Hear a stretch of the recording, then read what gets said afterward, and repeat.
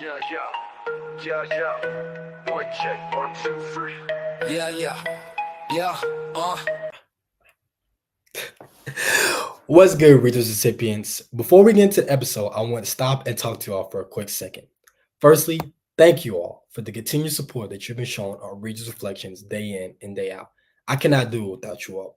From the likes, the comments, and the subscriptions, it truly means a lot. As we head into 2025, I want to let you all know that Readers Reflections will be continuing to post episodes day in and day out. So stay tuned because the future has a lot more to come. Now, before we head into the episode, I want to stop and say a prayer for you all. So if you can, please bow your heads and close your eyes. Dear God, I come to you today. Thank you for waking me up and starting me on my way. Lord God, I come to you today in prayer, asking you to watch over the person on the other side of the screen, Lord. Please guide them and focus them, allowing them to be the best person they could be, Lord. Please protect them from any evil or harm going on in the world, Lord. And please forgive them for any of the sins that they have committed, Lord. Lord God, I ask that you're with the person on the other side of the screen each and every step of the way, Lord. Please feel their emotions, their actions, their mindset, Lord, to be a person just like you, Lord, to be happy in this world that you brought upon them, Lord. Any mental, physical, or emotional, anything that they're going through, Lord, I ask that you're with them each and every step of the way and help them and teach them that faith is the only thing that brings you closer to them. Also, Lord, I want you to teach them that this struggle that they're going through right now is just current, Lord. It's not eternal, Lord. It is just a current feeling, a current state of mind, and anything can get you out of that. Anything can get you out of that slump, Lord. Please teach them, Lord, that this is just temporarily, Lord, and that this feeling, this any emotion that they're having, Lord, not to be so distraught, Lord, but instead come to you with all this pain, emotion, because you, Lord, of all people, can fix everything, Lord. Please, Lord, I ask that you're with them any step of the way, any struggles, Lord. Also ask that this episode helps anyone on the other side of the screen speak out about mental health in any way and teach them that it's okay to not be okay. Speak out about your mental health. If you're not feeling okay, talk to someone, do something, go somewhere because you matter at the end of the day, Lord. We love you and thank you for all that you've done and that you continue to do. In Jesus' name, pray. Amen. And with that being said, enjoy the episode. Yeah. What's good, Reachers recipients? How are y'all doing today? Let me know in the comment section. I want to thank y'all for tuning in to another episode of Reachers Reflections. Y'all already know each and every episode we have a different athlete on the podcast. And this week we got Miss Jadin O'Brien. Say what's up to the people, Jadin. What's up, you guys? I want to thank you firstly for joining us on the podcast. But firstly, though, what is your mental health? How is your mental health on a scale of 1 to 10 right now? Right now, well, I just woke up from a nap, so probably like an 8. Oh, did you get something to eat? I'm sorry? Did you get something to eat after the nap? No. Oh, no, I just jumped on to this. This is important. I That's can real. eat after. It's fine. That's real. Okay. Well, Regis recipients, this isn't just a regular athlete. I have to gas her up. This is a 2-time national champion right here on the podcast. So I just have to give a round of applause that we were with a true celebrity, Regis recipient. So thank you again, Jadin. So Regis recipients, Jadin here is a part of Notre Dame's track and field roster. And what specifically are you a part of on the track and field at Notre Dame? I'm a pentathlete and I'm a heptathlete. So during the indoor season, I compete in 5 events. Mhm. And then during the outdoor season, I compete in 7 Okay, so events. when is the indoor season during the fall and winter and outdoor spring? So indoor season starts in December, it ends in March, and then outdoor season starts in March and then usually ends in June. Oh, so even once we're done with school, like you're still competing and still on campus and everything like that? Yeah. This year it'll probably end in like September because we got a lot of meets, like the pro meets start later in the year. So it'll be a long season. That's dedication right there. Take notes. That's the talk of a 2-time champion. So, Jaden, whom or what kind of got you into the sport of track and field, and at what age did you kind of start? Yeah, good question. So I was a big soccer player and basketball player for most of my life. Track was kind of like the sport I did because I was really fast, but like didn't really enjoy it. So I did it in middle school. I think sixth grade is when I first started Mm, track. My mom was a Division I track athlete though, so she kind of was like, "Hey, like you should try it," like kind mm, of a thing. Um, but again, it was kind of like I did it because my mom wanted me to, whatever. I started getting serious about track my freshman year of high school. mm. That's when I won state for the first time in the 300 hurdles, and my mom was my hurdle coach. So once that happened, I was like, okay, maybe I could make this into something more than just a hobby. And that's Mm. kind of where it took off, I'd say. Wow. So once you started taking seriously, did you kind of drop basketball and soccer immediately and focus strictly on track? So I dropped soccer immediately, mostly because by the time I got to high school, I was kind of burnt out of the sport. I had done it for so long, I just was kind of done. So it Mm. was easier to focus on track because of that. But then no, I kept playing basketball, and I added cross country for a couple years during that time also, which sprinters will tell you cross country and fast don't go together. So Oh wow, they go way to well, start. yeah.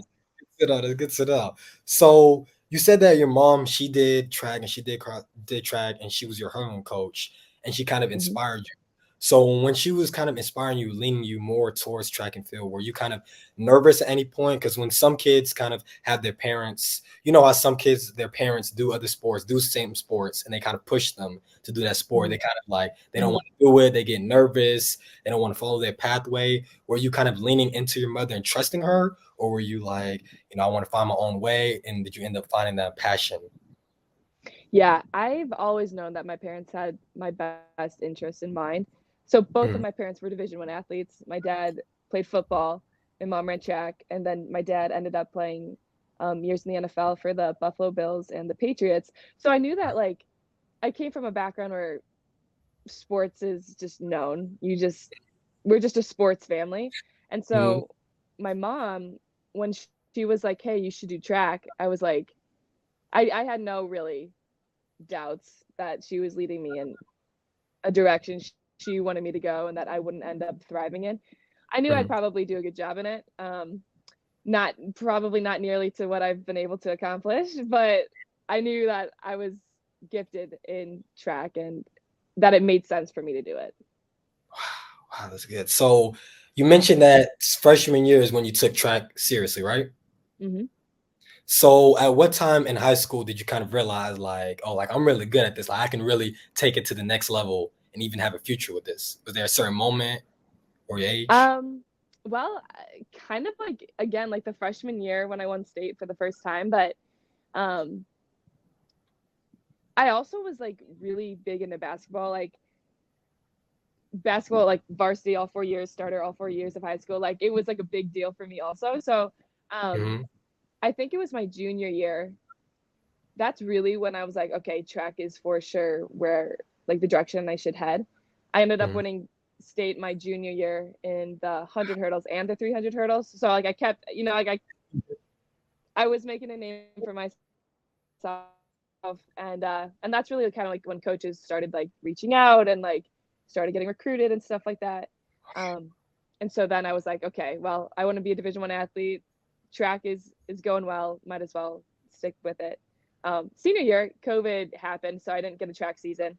Um, so I'm grateful that I had my first 3 years carry some weight because the last year nothing could happen. So wow. So yeah. on that last year, being part of that COVID year and not being able, were you still Mhm. able to train or practice at all?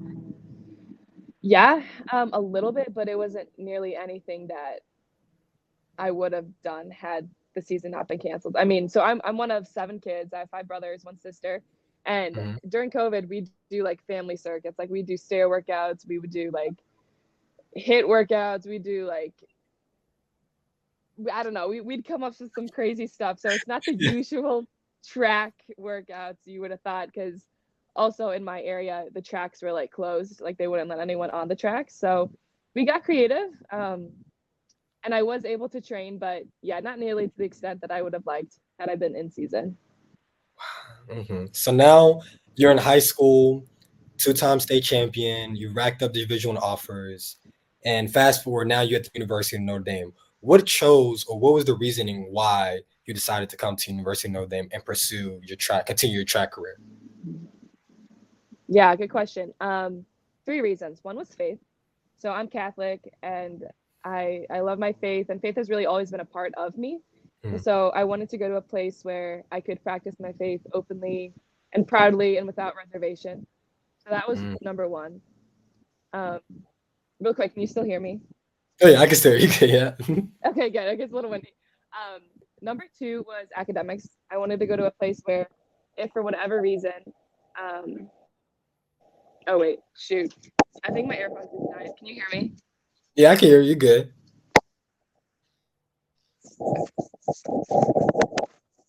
Wait, sorry. Okay, say something again. Hello, hello, testing. Okay, yeah, yes, yes. Can you hear me still? Yeah, you good. Okay. Sorry. No, you good. It's all. um, okay. Okay, the second reason was because academics. I wanted to go to a place where, if for whatever reason track didn't work out, Mhm. I wanted to go to university where I would be provided for with connections, a great degree, a great resume, and just be set for life. And then third, athletics. Obviously, I wanted to go to a place where I'd become the best athlete I could be. Wow, such a great choice. And now you're at the University of Notre Dame doing your master year. God is good. God is Yeah, good. So God is good.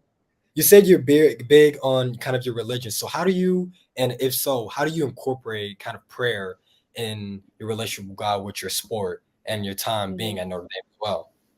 Yeah. Um, so before every meet, I have kind of like a routine prayer system. Like I have specific prayers I say like day of, um, and and honestly, prayer has really like just helped me stay calm in like big high pressure situations, especially meets like nationals or the Olympic trials or whatever. Um, Hmm. and and faith in terms of like creating my higher why is really honestly what helps me the most. Um, so a higher why meaning like, why am I doing this? And for Okay. me, that's like to glorify God. So I have that baseline of, okay, like good or bad, this meet, I'm going to glorify God. So whatever happens, God is going to get glorified and I'm okay with that. So I shift like the focus away from my own personal success Hmm. and instead focus on doing my best so God is glorified instead of me. And so that has helped me stay calm in like big time situations, especially when I've been like injured and had to compete like severely injured on like really big meets. That has kind of like really come in clutch during those moments. Um, and it's just like honestly, it makes competing more fun. Like when you're able to honor the creator through the gifts he gave you, like you can't really beat that. That's true. He gave it to you for a reason. Yeah, yeah. So, how was that transition for you personally? High school year got cut off short, junior year, COVID year, and now you're at the University of Notre Mhm. Dame, and there's still a difference. How was kind of the difference for you from track and field in high school to now on the collegiate level at the University of Notre Dame? I would say it's a lot more intense. Like workouts are harder. You're training like 4 hours a day. My event specifically. So it's a lot longer. I used to like Mm, show up to high school practice like it'd be 40 degrees out and I don't think I had sweatpants on and maybe a sweatshirt. Like I was I'm from Wisconsin, so I'm used to like roughing it out. mhm, and and but now it's like there's so much more strategy involved than I ever realized, and like taking care of your body and seeing the trainer every day, like there's just a lot more required of you than there was in high school. Um, so that was a big jump for me. And what was the second part of your question? Um, wow, I lost the train of thought. I'm deep in the. I No forgot the worries. second. question. Okay, but moving on. So what is your current major at the University of Notre Dame? So I majored in American Studies, minored in digital marketing and theology, and now I'm getting my master's in nonprofit administration in Mendoza. Wow. All over the Okay, place. that's take a moment for that. That's amazing. That's amazing. Wow. So you and I, we both know that Notre Dame is an academic, rigorous school. They demand Mhm. a lot from us day in and day out. But on top of that, you're a collegiate D1 athlete. So how do you balance both your major along with your minors and being on the track team and being a D1 athlete? How do you balance those two? Time management. Time management is key. And I'm sure everybody says that, but Mhm. until you're like forced to actually figure it out and like be productive with the little time you have, like it won't click until you have to. Um, I remember like my freshman year, I was so overwhelmed with just like the amount of classes I had and then going right to practice. Like there really is no extra free time to do literally anything other than school and sport. And but I found that really diving into building relationships with your classmates and Mhm. then introducing yourself to your professor right away, just like immediately, like first day of class, shake his or her hand, introduce yourself, and then don't be afraid to ask them for help. Those three things have been crucial just in my success in the classroom. Because it's hard to manage and you can't do everything by yourself. You really can't. And everybody knows that, but like really diving into the resources available to you makes Mhm. things 10 times easier for Mhm. sure. And that includes like tutors and stuff. Like my hand is the first one up when people ask, "Have you ever used a tutor?" I'm like, "Absolutely." Like accounting, econ, like yeah. Yeah. So so yeah. So making sure that you introduce yourself to your professor, use the resources, and rely on your classmates for sure. So do you find yourself as being a D1 athlete and having such, schedule and then classes? Do you find it like you have to sacrifice a lot of things, like sacrifice maybe time with your friends, maybe time with your sleep? Like, do you have time? Like, do you have to sacrifice, and how do you handle that? Yeah, you do. You have to sacrifice a lot, actually. Yeah, and a lot of it does come from like social time. I Mhm. know a lot of people are like, oh, like okay, like find a balance, and you do have to, but more often than not, out of everything that's part of your day, your social time gets cut. It just is kind of how it works. Mhm. And so like freshman year, that was hard, but like also we couldn't talk to anyone freshman year because of COVID. So I guess it maybe made it a little easier, but um, Mhm. as you grow, as you go through college, you find ways to prioritize things that need to get done now, and then you feel the I don't know, it's not the extra time, but like you get what needs to be done, and then Mhm. you move on. And so Mhm. I would say now that I'm a fifth year, I've been able to get things that need to get done fast, and then find time or make time to talk to people. Because honestly, when I think about college, like I want to think about the fun I had with my friends and like just memories, not sitting at my desk grinding school. Because like you're not gonna remember that. That's not a good memory. Like nobody wants to remember that. So so while it's hard and there really isn't time to spare, you make time as you are able to manage your time well. Hopefully that made sense. It did. It did. It did. Okay, Okay. that's interesting. Interesting. That's a good point of view. That's a good point of view. You should be really a motivational speaker. People will love that. People love that. So, being a collegiate athlete and being a D1 athlete as well, you're prone to traveling. You're going to travel to other campuses, meets, Hmm. games, everything like that. So, for to the non-athletic people at Notre Dame, non-athletes, they may see you. You go to other campuses. You other go to these new cities. They think it's fun. You're in New York, you're in Oregon. Oh, we're outside, we're in the city, but they don't really know. At the end of the day, it's a business trip in the day, it's the best. You go there, Yeah. you come back. Most times you're doing work on the road. So how do you really could you just honestly firstly touch on the traveling aspect for you during your time at Notre Dame? And then how do you balance traveling along with big schoolwork and everything like that? Yeah. So before college, I really hadn't flown Mhm. ever. Maybe like once, but that doesn't mean, maybe when I was little, but so getting exposed to like just traveling all over the country has been so much fun. Like it really is. It is a fun time when you're with a bunch of your friends on the team. You're going through O'Hare. Everybody's staring at you because you can't really not notice a Notre Dame sports team. Like we're kind of blinged up. Um, and it is a great time. Like we do have a lot of fun. However, it is also very taxing on the body. It's very time consuming. Our travel days are like, I don't know, we'll leave campus at like 7 a.m. We'll get to where we need to be at like 3 p.m. Immediately go to the track to like shake out. You get back, then you're in your hotel room grinding homework because you missed like 4 classes that day. And then by the time you're done, you got to go like eat and then go to bed. Like it's you can't really explore places that much. Because it is, yeah, like a business trip. But again, this is where like time management comes in clutch. If you can get your stuff done, then maybe you're able to walk like around the hotel or in the city, depending on location, and find like cool little coffee shops. But that's about as much exploring as we're able to do on the road.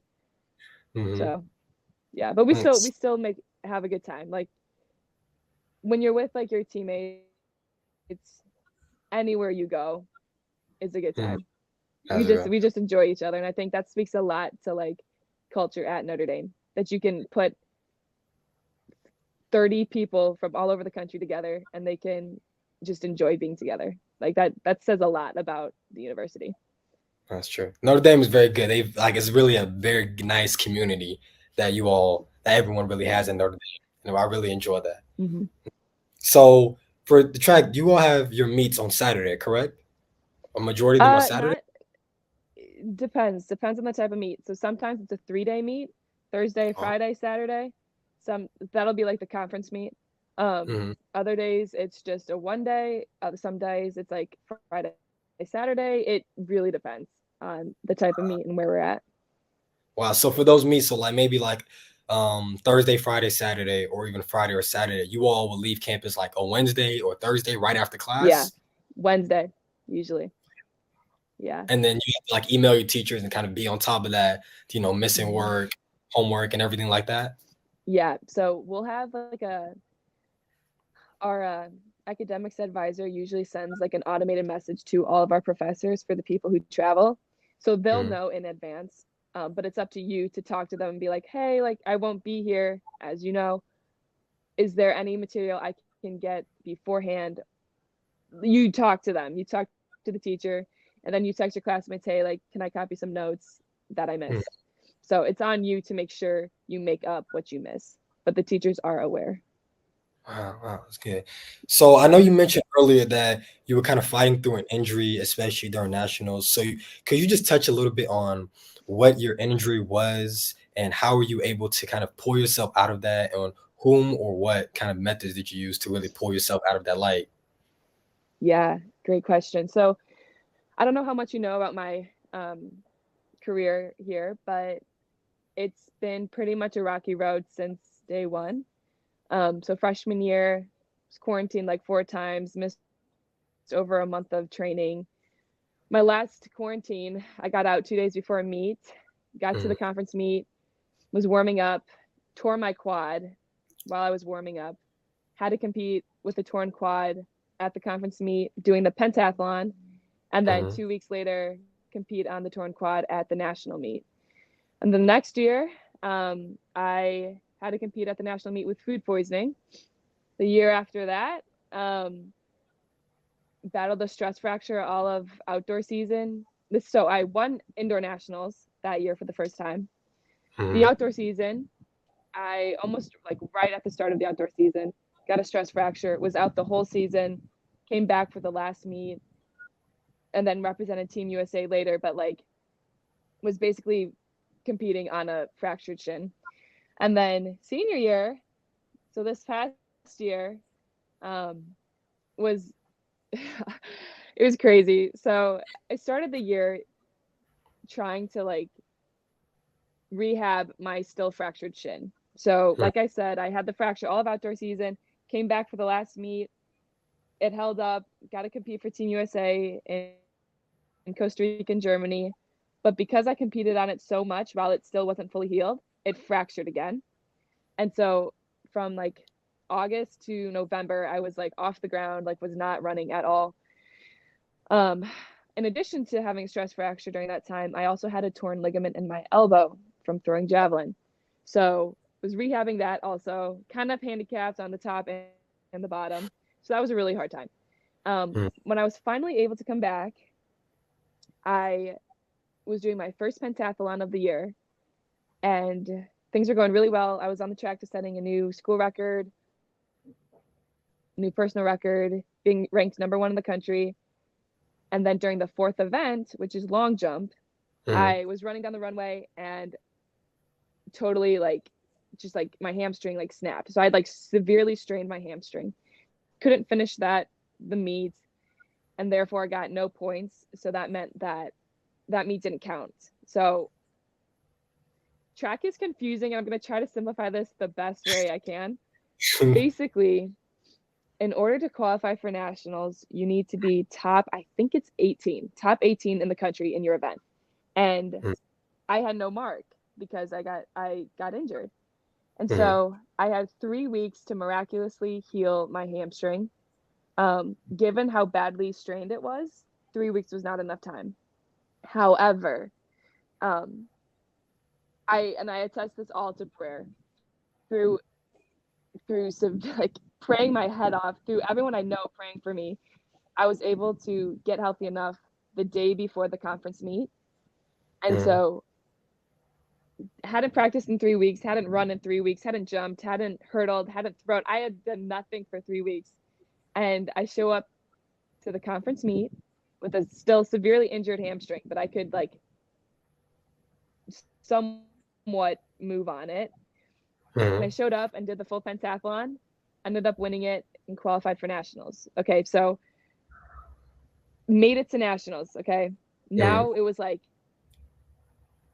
the really hard part, it was still to come.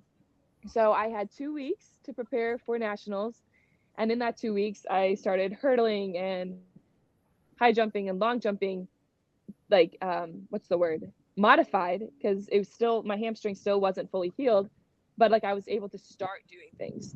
But going into that meet, I was really nervous, because not only did I have the pressure of, oh, she won it last year, can she do it again, but I also had in the back of my mind, you're injured, like you should not be able to do what you're doing right now. And so I had to learn to shut my mind off and to really rely on God and just my natural drive to win, to carry me through. And this meet specifically, I offered it up for someone who I knew needed it more. So what I mean by that is, okay, sorry, there's like a lot of like shadow. Okay, there we go. So I know that's the 20-minute mark, so I'll keep this. No, you good. No, you good. Basically, so I was experiencing a lot of anxiety, a lot of pressure, a lot of fear, right? There was a girl who was friends with my friend who had been diagnosed with terminal cancer, and she really had no chance of living. And I had learned that shortly before nationals. And so I said, okay, God, the anxiety, the fear, the pressure that I'm experiencing right now, I want you to use that to help her. Please help this girl. She needs more help than I do. And so I shifted my focus again away from me into someone who needed help more than I did. So I ended up, competing to the best of my ability. It came down to the 800, which is the last event, which is the hardest event by far.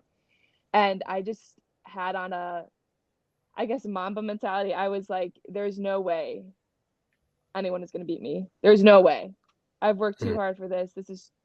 You're just not going to take this from me. So I showed up, I ran a great 800, and I clutched my second title.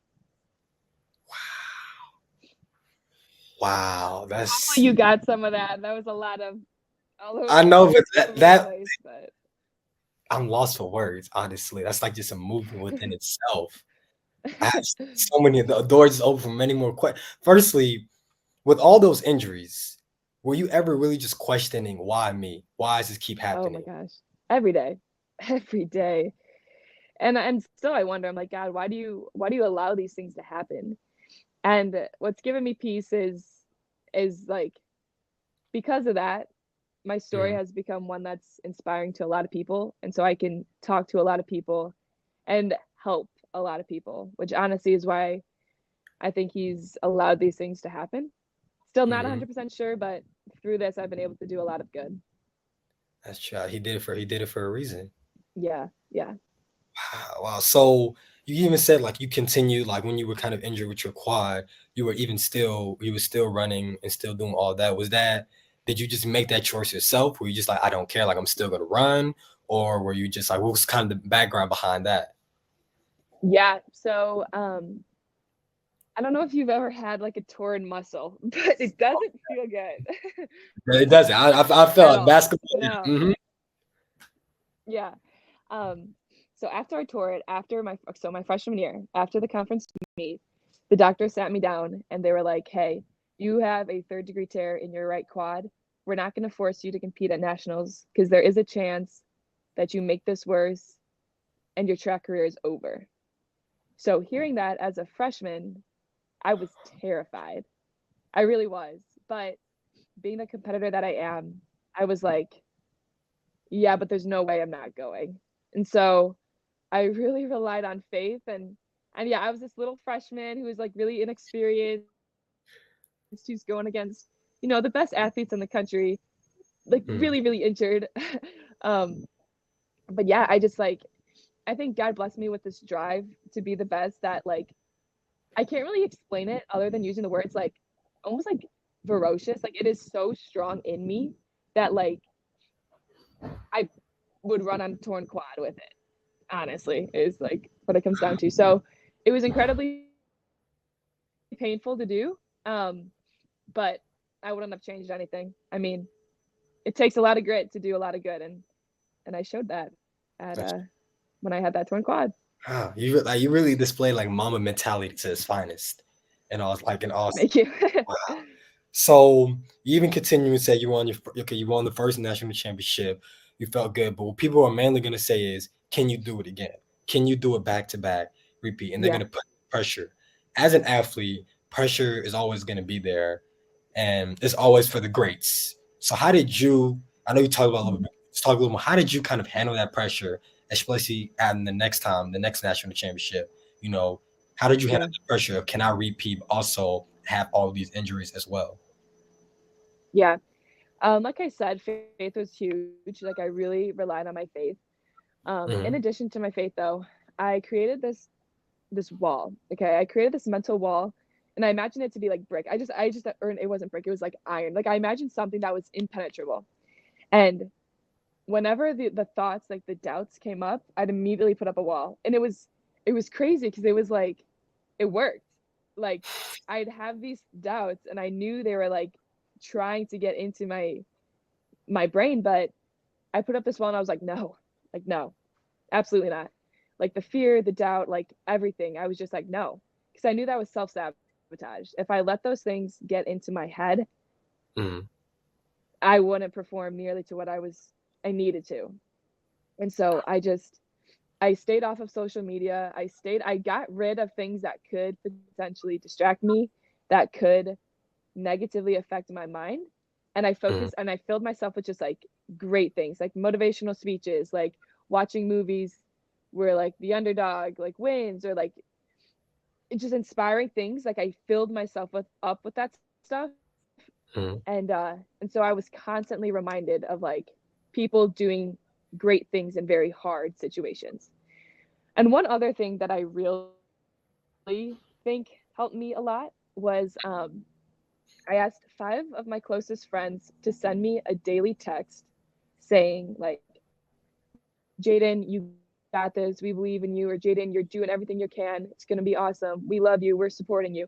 I asked those 5 people to send me uplifting messages because while I didn't feel confident in my ability, just being injured and then having to, go to nationals, Exactly. um, seeing their messages, it was like, oh, they believe in me. So then slowly it became, okay, I believe in me. So Mm. yeah, those are some tricks I used. No, that's true. You kind of have to like trick your brain to six and use certain tactics to. And I like that of having your friends because it's like since they believe in you, then you should really believe in yourself. That's so key. Ah, motivational, Exactly. motivation. So throughout this whole process, freshman, senior year, national championship, injury, would you say that you learned a lot about yourself during everything? Yeah, there's like a plane like flying right above me right now. I'm sure you can hear it. Um, did I learn a lot about myself during those times? 100%.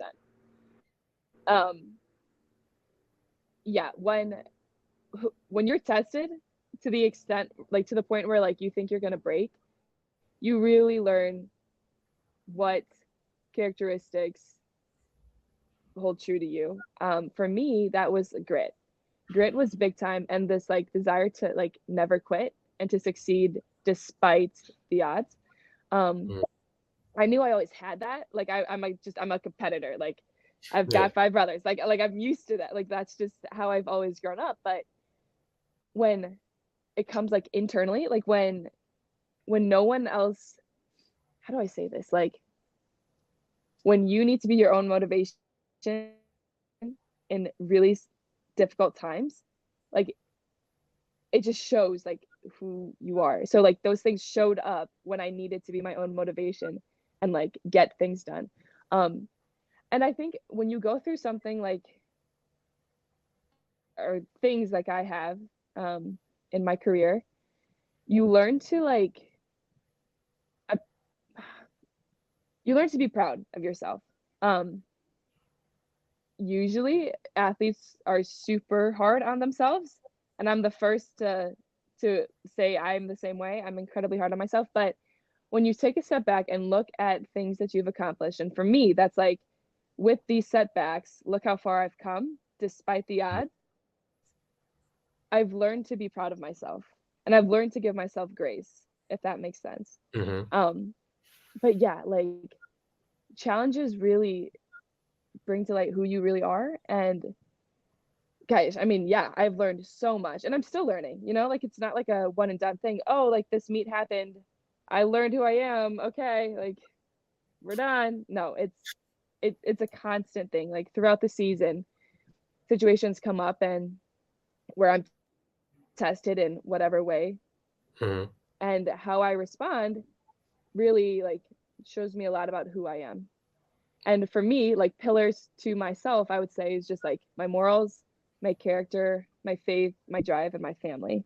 And Hmm. so when I'm able to utilize all of those things, it just shows like my true self coming Hmm. forward.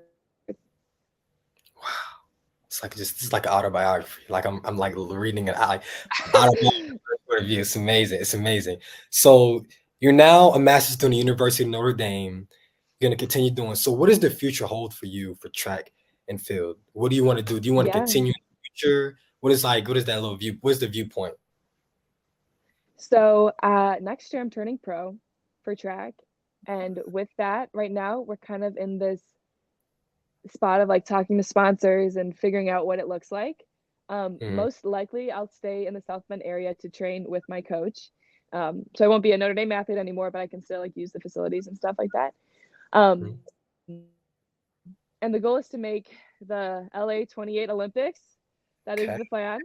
Um, and then after, so like years from now, once my track career is done, Hmm. um, ideally I want to do something like marketing for some big sports organization. So maybe the NFL, I don't know, ESPN, NHL, whatever, whoever it is.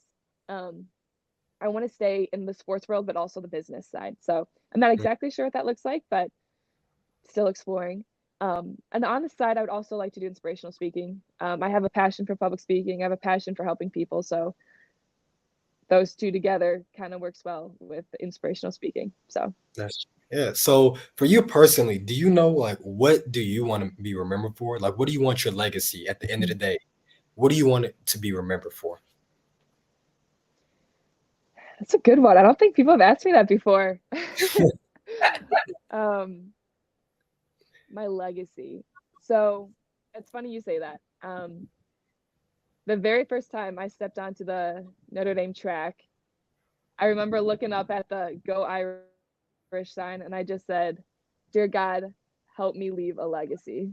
So it was like a little prayer. I was like, "God, help me leave a legacy here." And I think I want to be remembered for the impact I left on people. I want people to be inspired when they think of me. And I want them to remember, like, I want them to see my story and the things I had to overcome to get to where I am and just be like, oh, she did that. Like, okay, I can do it. Like I want them Mhm. to be inspired by what I've done, I think. I'm gonna say this right. You inspired me. You've inspired me already. And just this conversation inspired me a lot. So thank you for that. Thank you for that. But one final question, Jaden, before we wrap things up. What advice would you give to our listeners and viewers on their mental health journey? Good question. Good question. I'd say first and foremost, don't be afraid to get help. So I see our sports psych people here at Notre Dame, and they have been so helpful. They're so helpful. I know there's a stigma behind mental health and getting help, but it's really nothing to be ashamed of.